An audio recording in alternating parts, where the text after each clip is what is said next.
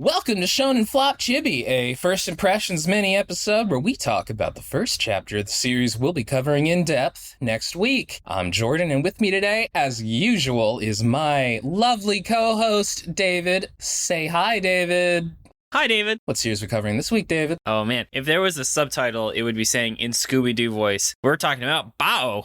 I believe Scooby would pronounce it Row. Yeah, I also want to point that both us and our guests spelled the series wrong because we kept thinking it was B-O-A-H, but it is B-A-O-H, so I had to update all of my documents, and I felt like a piece of shit, and I was like, wow, I look so dumb in front of our guests, and then in their email, they also spelled it wrong, so I'm like, it's like a Bernstein Bears effect where the series, you just assume it's B-O-A-H, not B-A-O-H. No, this is not a series about a snake. This is a series about the first part of what a dog says. Ruh-roh. Oh, man. Speaking of dogs, who's this manga by? Oh, this manga's by a guy that I think we've read before. He's a little guy named Hirohiko Araki. Oh, that was a Cool Shock BT guy, right? Yeah, that's pretty much what he's the most famous for writing.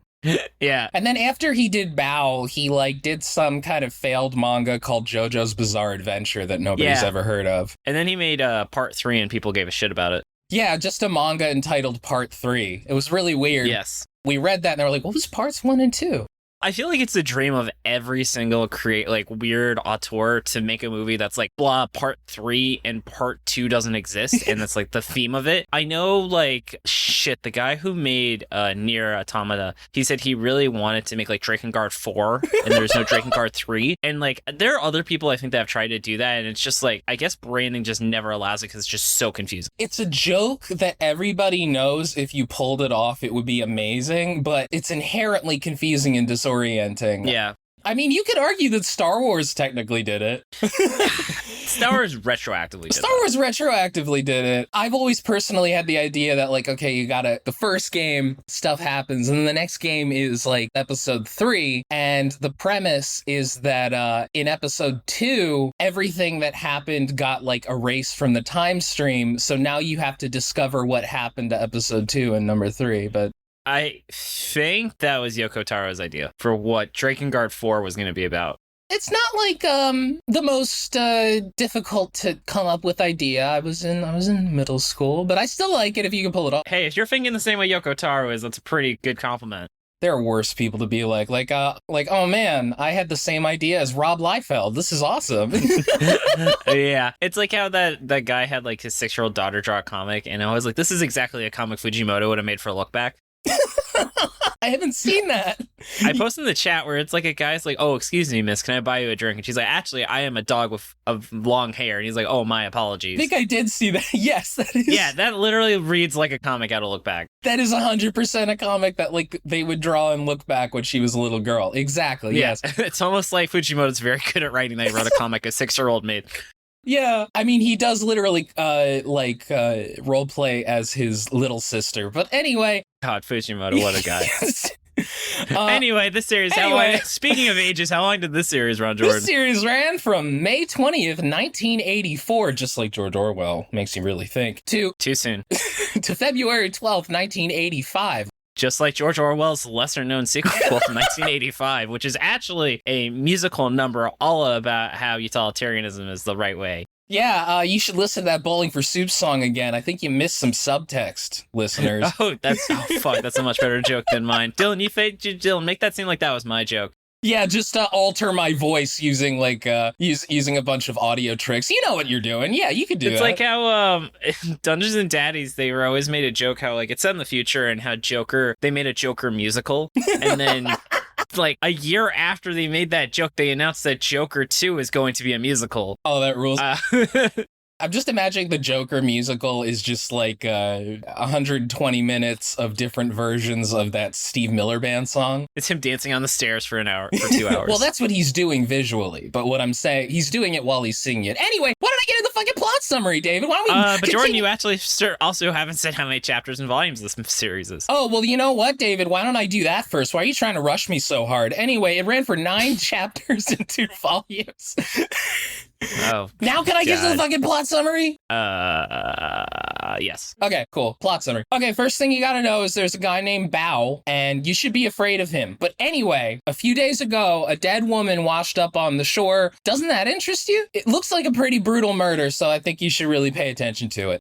It's like Twin Peaks. Yeah, no, he's really setting up these Chekhov's guns. He's just like loading them, and you're just like, when's he gonna fire them? And it's also Araki, so he might never fire them because it's Araki. Exactly. But anyway, a few days before that, a little girl named Violet was being forced against her will to ride a train. The train is owned by the Judas Laboratory, which, like, I don't even have to tell you is obviously an evil science organization. Like, it's right in the name. I literally don't give you any backstory. Not that we have much, because that's all you need. When her guard, a tall woman, comes to inject her with a mysterious syringe, Violet pulls a Home Alone style trick to tie up her captor and run away. Unfortunately, the guard has a gun and coldly, senselessly murders the lock on the door. Escaping to pursue her, Violet frees some vicious dogs and uses her powers of precognition and channeling to get the access code to a door that was blocking her. When the dogs attack her pursuer, the woman kicks the shit out of them because this is a Rocky, baby. This is fucking a Rocky. Dogs must face violence. They must be attacked. What is this? Some sort of dogs must die? Ooh, that sounds like a good title for a podcast. Perhaps with some Let's Players on it. I think that could really work. But anyway, after using the access code, Violet runs into the next car to find a guy named Dr. Hazy Eye, who basically looks exactly how you'd expect from his name, and his assistant, who you really just don't need to care about at all. In the room is one of those sci-fi containment units that you've seen in stuff before. You know, or they have some unconscious dude who's like an experimental bioweapon that should never be awake and stuff. Yep. And believe it or not, that's exactly what it is. Popcorn David. Before running in, Violet had turned a pressure valve, and that, oh no, remember that dude Baoh I warned you about at the beginning of the summary? Well, I didn't because I wasn't the one reading it, but Jordan did. Well, he's in the containment unit. He immediately kills the assistant, which is why you didn't have to care about him. The guard lady shoots at Baoh, who dodges the bullets by hanging from the train's electrical wire thing, which shocks him, but doesn't hurt him because he's too damn strong. Meanwhile, Violet decouples the train and escapes on the detached train car. Turns out the woman who was washed up on the shore earlier was the guard who was killed for fucking this up. Baoh strikes a cool pose. Because it's a Rocky, and everyone's got to strike a cool pose. This is definitely part 0 of JoJo. This is so part 0. This is cool. I love this. I love reading old Araki stuff because, like, he's an artist and writer who is very clearly constantly evolving and constantly trying to improve. So, like, even when he does something that doesn't, like, totally work or is kind of weird, it's always interesting. Araki does whatever the fuck he wants. Yeah, it's very interesting because, like, the reason why Araki seems so strange is because anime and manga have such a specific art style. It's like very much a craft. Like, this is what manga looks like. It's like the Marvel House style, you know? Like, you have to make something that looks like this. He isn't really outsider art because he's actually very knowledgeable in art history and he has studied a lot of that stuff. So it's almost more like he's more insider art than other manga artists are. Araki invented manga. Araki invented art, basically, is what I'm saying. He's kind of the first guy. If you go back in history, I mean, he is immortal, so he actually kind of was there from the beginning. He hung out with Michelangelo and all that stuff. He taught Michelangelo, actually. Yeah, I mean, he was Leonardo da Vinci. Yeah, exactly. I guess we're just in the first impression. So let me just say, how did Araki get worse at drawing children? Oh, you just don't understand the level Araki was at. Because Violet actually looks like a child. Violet looks like a child. She's a well-drawn young child. And then you get to part 6 of JoJo. Yeah, like, what the fuck is Emporio? With the 6-pack. Yeah, like a 6-pack little kid. And then you remember part 7 where they showed, like, the little Italian kid that Gyro cares about for 5 seconds? Like, that little kid looks fucking weird. Like, but here he's nailing it. It's so strange because this is one of the only times I think I can ever remember Araki intentionally trying to look like a traditional mangaka. Yeah, I will say for the record, in part 8, he does draw normal-looking children. He draws better children. I think there's nothing concerning about how he draws his children in part 8. It's less concerning. Yeah, I mean, I think, though, this was definitely, for Proto-Araki, I think this was a lot of fun. Do you know timeline? Did he make this before or after BT? I feel like it's gotta be after. I don't know exactly, but, like... Let me check. This was 2 years after BT. Like I said, Araki in those couple years just completely evolved his style. This looks nothing like BT. Yeah, you can tell the guy who made JoJo's Bizarre Adventure made this. Yes, exactly. It doesn't look quite like JoJo, but it's getting there. You can absolutely see, like, even just, like, the way that Baoh grabs a dude's hand and just immediately deforms it just because he's so strong. That is such a JoJo move. That is such a thing It is. You would see in JoJo. Like, he almost comes off like a Pillar Man. I was going to say he feels like the fifth Pillar Man. Or maybe like an early Part 1 JoJo vampire. What would his Pillar Man name be if he was in Part 2? Oh my god. Okay, so we gotta think of like an 80s band that people like don't really think about too much. Def Leppard? I feel like it's gotta be lamer. Like who's a lame... I mean, wait, Jordan, you're like, oh, an obscure 80s band. Jordan, one of them is called AC/DC, which is one of the best-selling rock I didn't mean obscure. I mean just like a band that like, I don't know, is kind of seen as like dumb and corny. Heart? Yeah! His name would be Heart! Heart, there you go. And it would be spelled H-A-R-T. That's what it would be called in the American version it would be Yeah, Hato. it would be Hato. That's what his name would be. His name would be Long. That would be his dub name. His name would be Hat. Yeah. We're having fun. Oh yeah. Yeah, but to get back into it though, yeah, this series is metal as fuck. Yes. I appreciate you can see that there is a lot of cool shock BT blood in that opening scene with the fucking Home Alone shenanigans. Also, I would like to say another huge thing. One of the things that I love about Araki's style, and it's so specific to him the way that he does it, is that he just researches something and gets really interested in it and then just makes a manga about it. Like, David, do you know what automatic writing is? A little bit. So this is Araki Stranger Things. That's what this series is. Like, is very clearly displaying traits that, like, the CIA believed that people had when they were interested in MK Ultra. Like, the ability to channel things. Like, automatic writing is basically you start writing and don't think about it. And if you're psychic, then what you just happen to write is important. And... yeah, no, it doesn't work, but the CIA thought, oh, maybe we can use this to spy on the Russians somehow. And they couldn't because it's stupid, but the point is that Araki, this is a quote-unquote real thing that Araki looked up, and I love that. It's, like, so specific. He could have just had her be, like, some vague psychic or anything, but I just, like, no. I know Araki probably every day wakes up and looks at a random Wikipedia page.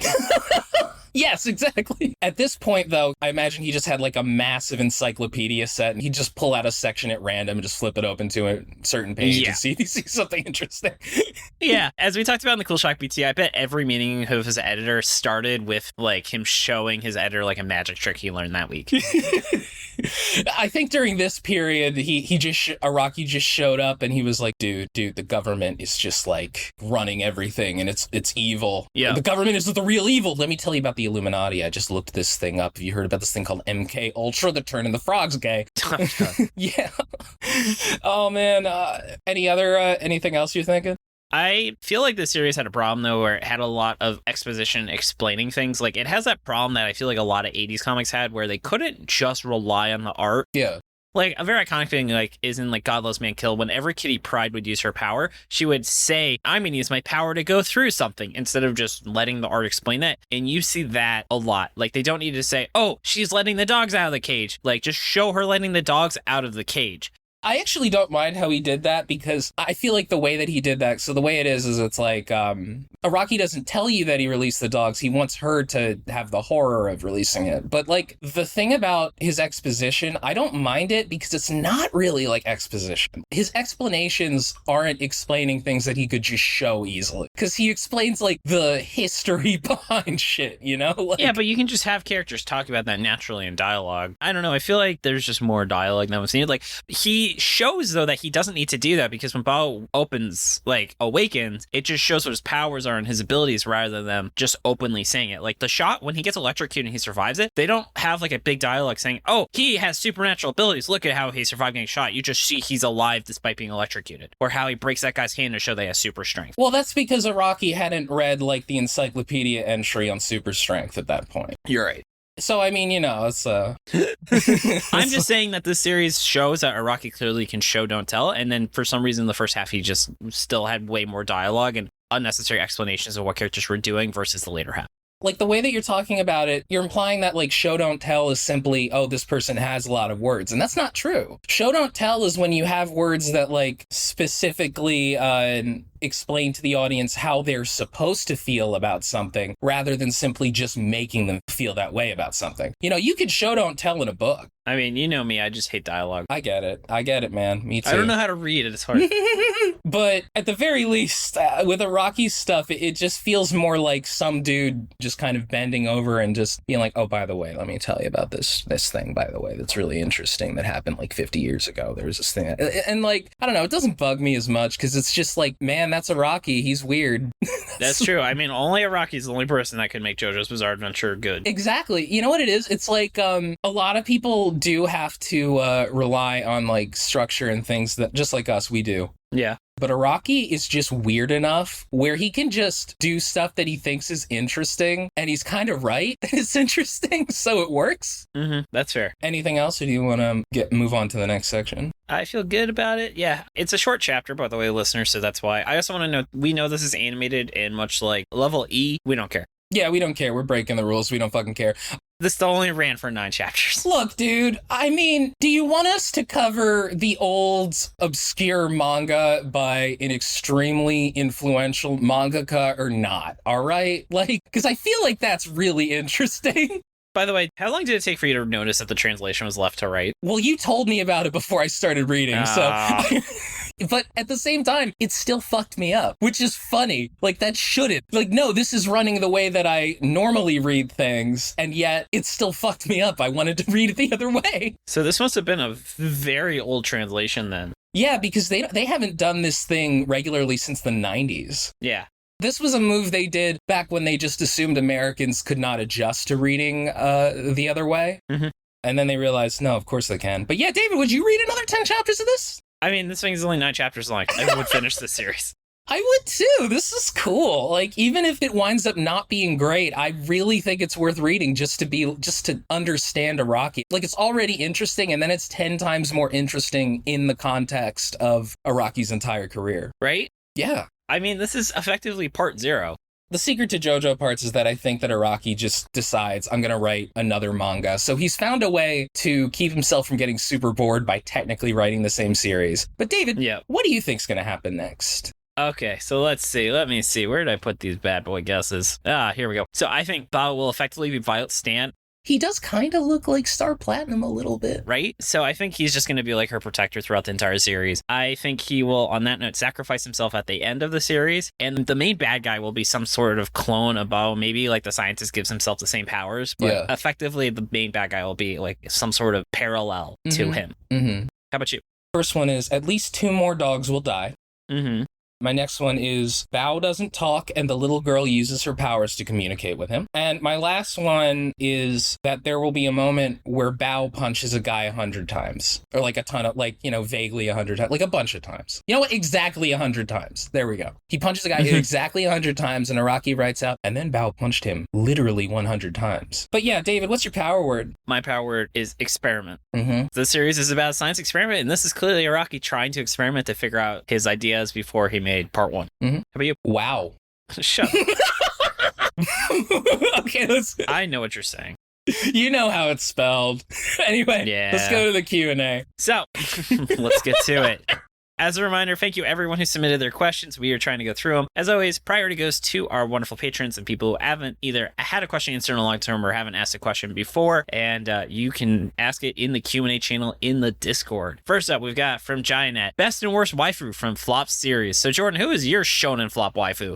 Oh my god. Why don't you ask me which one's my favorite child? I mean, mine's Gomez, but that doesn't count. I think of him more like a brother than a child, but I figured we would have the same answer because I think it's pretty obvious who the best girl to ever be in a Shonen Flop series is. Who? Debonair Diamond. Oh, from yeah. Red Hood. Duh, yeah. No cab. I'm more of a Grim guy myself. I really like Grim. I mean, I think that we both agree. Like, if you're talking about the hottest ones, it is. I mean, Debonair, that's her power. Oh yeah, that she's hot. Right, I forgot. I will say for a fact, if the guy from Red Hood said, I'm just going to make a spin-off that is debonair and grim doing thick girl things, that would last 200 chapters. Oh yeah. Same if he decided to just go into hentai, which, considering the fact that he burned the fuck out of his bridge with Shonen Jump. He got a one-shot release. He's not banned from Shonen Jump. Oh, that's awesome! Yeah. I guess they either didn't care or didn't notice. Yep. So though, who is the worst girl to ever be in Shonen Flop? I do want to say honorable mention goes to that one girl from Neolation. Yeah. She knew like capoeira or something. Yeah, where she was just like, I can do a flip. You want to see it? Yeah, sure. Then she does a flip. And they're like, oh, that's really cool. I like that. I thought you were going to say the lady from ITLC. Yes. No, you know what? The best waifu, the ultimate waifu from a flop series is the art thief from the end of ITLC. Yes. But the worst wife is definitely the main female character from Bone Collection. I was thinking that, or what about the girl, the 14-year-old from Love Rush that kept sexually harassing the main character? I feel like that was like every girl from Love Rush. She was like a succubus. You mean the 14-year-old like succubus who was like, oh, I don't really like sex. I'm just so hot and it makes me so uncomfortable. I'm so shy. Yeah, that sucked. Yeah. Shall we go to the next one? Yeah. That was a fun question. Yeah. Let me see. This one comes from friend of the show, Coltrag. Do you ever think about how Miley Flanagan, who voices Naruto, shows up in the film Evan Almighty and didn't say believe it? All right, first of all, Irish names, you got to chill the fuck out. This is Maile. I want to say how absolutely ridiculous it is that they still not recast Naruto's voice actor. So she voices like 28-year-old Naruto. And I get they don't do it in Japan. I still think it's dumb. I think it was a right call. Goku got a voice actor after he hit puberty. And so it is absolutely absurd to be hearing like a 6-year-old woman voicing a 20-year-old man. Like, I get it, but at the same time, it's like, you know, voice actors, they need job security. You know, they need like job protection. I don't even get mad about it. It does get a little strange sometimes, but like fucking the Rugrats were voiced by like very old women for a very long time. But that's different. I guess. But anyway, yeah, she showed up in Evan Almighty and she didn't say believe it. Damn, what a fucking missed opportunity though. Like, just can't believe it. I can't believe it. I actually don't believe it, Coltreg. You're lying to me. Anyway, like, what the fuck, Luke? Why are you lying so much? I have one more voice actor fun fact. What? Did you know that Gein's voice actor in the dub is the same as Zoro's voice actor from the 4Kids One Piece dub? Gein? Yeah, Gon's dad. Oh my god, that's awesome. Yeah, aka probably the only person who really tried in that dub. Yeah, I don't even think it's the voice actor's fault. That was a vocal direction issue. Oh, yeah. Like, those voice actors didn't have a chance. They were told to do weird-ass voices. Like, how do you do a good performance as Sanji when your voice director tells you to sound like an 80-year-old woman from New York who smoked 80 cigarettes a day for her whole life? I mean, what are you gonna do there? Yeah, I hear David Moo has a very nice bar in New York City, so I've been meaning to check it out. David Moo? That's Sanji's voice. I don't know why I remember his name. Gotta go there and then try and get him to say something in the Sanji voice. I'm sure he won't be annoyed by that. I'm sure he doesn't get a billion people doing that every day. The guy who did the One Piece rap, he made an extended edition which added all the other crew members. Oh, I gotta look that up. It's actually really bad. Of course it is. It's the One Piece rap. The One Piece rap wasn't good to begin with. Now, let's not say things we can't take back. Yeah. You're right, actually. That was mean. But, look, it's not as good as the Dragon Ball GT rap. You're right. All right. So, Yachi Black asks, are there any flop series you think had been successful if they started out as a Western comic instead of a manga and vice versa? I, unfortunately, can't speak to the second half. I just don't know a lot about lesser-known American comics. But I would say Red Hood was actually very popular in the West.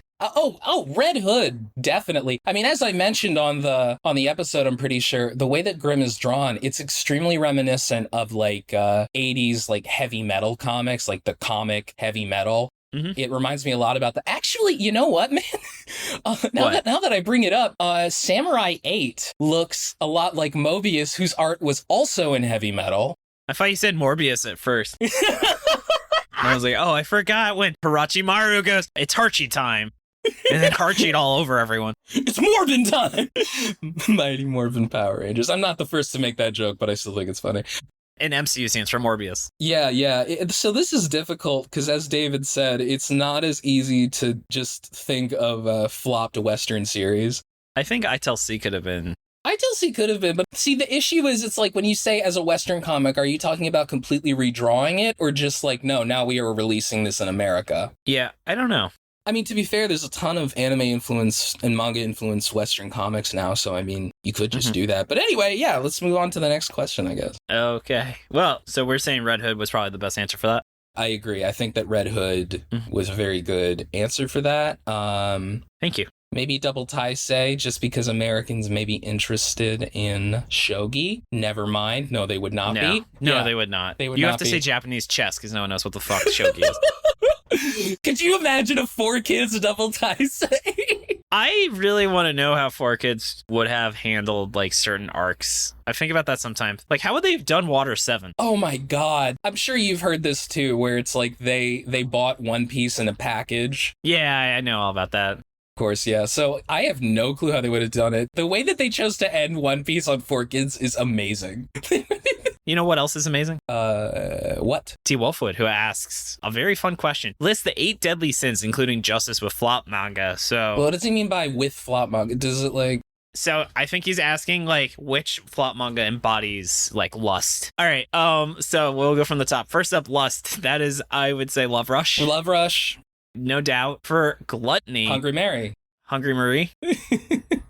That one was more about gluttony. That's what I'm saying. For gluttony, it's Hungry Mary. Oh, you're right. Yes. For greed. Ooh. Are there any capitalist manga that we read? Let me see. Greed. Oh, greed is, or no. I can think of pride and let's see. Yeah. What embodies greed? Greed.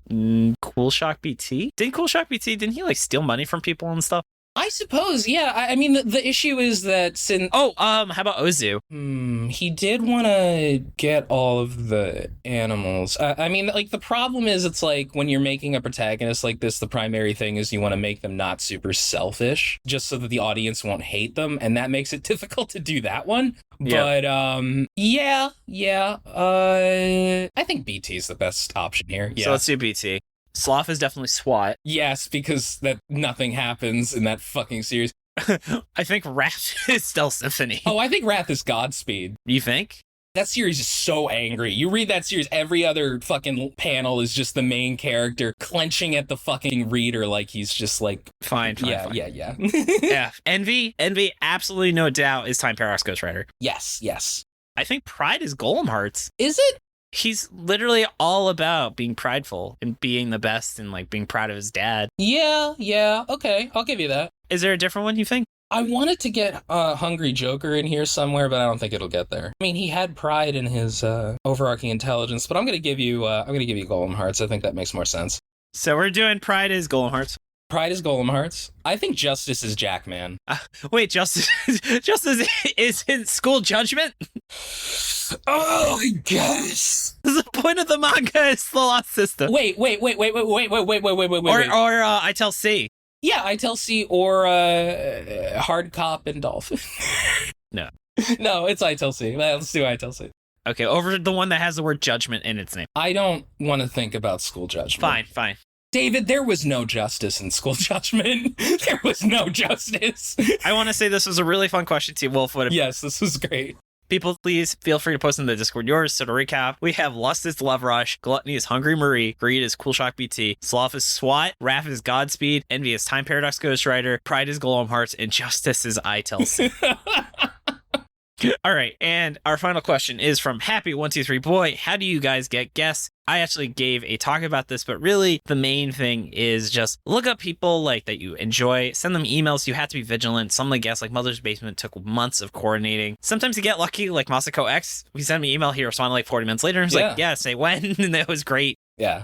But really, you want to be vigilant, you want to be polite, you want to respect their time, you want to be transparent about what your show is about, what it expects. We've had people say yes and then said, oh, wait, this isn't really a show for me. Yeah. The other big thing is, of course, just also networking, talking to your fellow podcasters, agreeing to be on your show. And we also have a form, by the way, where literally it says, hey, if you want to be a show, fill this form out, say why you want to be on the show, your experience, what you want to talk about. And so that's a great way of organizing it. We've actually had some people fill out. It's how our latest guest, Alex, he was from being on the forum. And of course, we have a link to that in our show notes. We're always looking for guests, so always happy. It's just a problem is we only do 2 shows a month. So we have a very long list of people that want to be in the show. Oh, yeah. And so we unfortunately can't get to everybody. At the end of the day, man, just ask them. You'd be surprised at the people who will say yes if you just ask them. Yeah. Like, I was not expecting Mother's Basement to say yes when we initially reached out. Or Shuckmeister. Shuckmeister, hell yes. Who's going to be our guest on the next episode. Hell yeah. Or Tin Bat. I think that one shocked me the most. Like, I'm serious. I mean, they're just people, and if you just ask them, they might say yes, or they might say no. They might say, fuck you, I'm blacklisting you from the entire industry. You'll never get work again. But yeah, anyway. Anyway, it's time for shoutouts. Yeah. All right. So, Jordan, I want to say thank you so much for editing the Chibi episodes. You're very welcome, David. I also want to give props to Shannon for the awesome cover art. You can find her online at illuminyatea. Thank you, Dylan, for assistance with editing. You can find his podcast, Anime Out of Context, at animeoutofcontext.com. Thanks to Tucker and Maxie B for assistance for pronunciation, translation, and other miscellaneous research. Thanks to T-Root, OzyRat, and T-Wolfwood for being our awesome transcription volunteers. You can find them on our site as they become available. How about you, Jordan? Anything you want to add? I'd like to say thank you. Thank you, David. Thanks, babe. Thank you just in general. Thank you for editing, too. You know? You can find us on Twitter at ShonenFlopcast. That's ShonenFlopcast. And our website, ShonenFlop.com. We're also on Spotify, iTunes, YouTube, wherever else you get your podcast. And come join the Shonen Flop Discord, as we talked about. It's open to everyone, Patreon or not. Come hang out with us and talk about anime, games, or whatever else is on your mind. We also have a monthly movie night. You can find a link to it in our show notes or on our website. And even enjoying the podcast and want to help us keep going, consider subscribing to our Patreon. We have a ton of awesome perks like bonus episodes on Magu-chan, Lucifer and the Biscuit Hammer, and we took a look back at the original Teen Titans series. That was a lot of fun. That was awesome. You could even be listening to us recording this show right now and help us decide what we cover next. You can find it at patreon.com/shonenflop. And on that note, we're going to read off some of our fantastic patrons. Let's get started with the Chainsaw Man patrons. We have Powered by Money and Daddy Issues, and the Pterodactyl Ghost. Following them, we have the Dolphin Dad tier, T. Wolfwood. Following that, we've got King of the Forest, Albie, Cram, Gabe Lando, Jacob Andrew Galloway, Josh Robinson, Marty, Rachel, my lovely girlfriend. I hope you're having a ton of fun in Florida. And I very strongly considered getting like one of those signs that, like, you know, it's like days since last incident signs, but I was gonna make it say days since last tummy ache, but my friends are like, Rachel is not gonna appreciate you having a sign that makes fun of her tummy ache. So Rachel, this one's for you. I decided not to do that. Then we have Scarlet Myrmidon, T, the real Jory, the BB King, BB the. And moving down to the Galactic Ball Federation officers, we have Blah Moo Moo, BS, Dolphin, Dylan Crider, Alex Eric Klein, Generic Man, Hans, Lincoln Frey, Marabara, Matt Solovich, Mike Carpenter, Sarah Hydra, Shingo Sekimoto, Silly Rookie, Sipping for Senpai Ash, Staghorn, That One Welder Guy, Trevor Schechner, and Yaji Black. Yeah! Thank you all so much for supporting the show. Thank you so much. You mean so much to me. All right. But also thank you so much for listening. Tune in next Monday for our full episode of Baoh, and we are joined, as we talked about, the legendary #1 JoJo YouTuber, the Shockmeister. Anyway, yeah, thanks for listening, everybody. This has been Jordan. This has been David. You've been listening to Shonen Flop. David, say it! Keep on flopping, floppers. Yeah, bye! Bye.